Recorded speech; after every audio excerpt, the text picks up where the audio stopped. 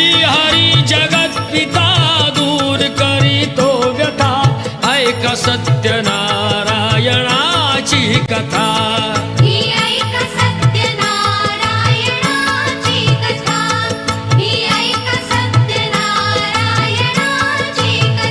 पुलकामुक राजा होता महाथोर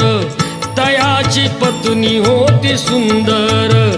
नदी किनारी एकदा त्यांनी घातली महापूजा दोघांनी आले एक नौका त्याच मार्गानी नाव भरलेली पूर्ण द्रव्यानी होती व्यापारी साधू बाण्याची रीत पाहण्यास आला पूजनाची उल्कामुक त्यास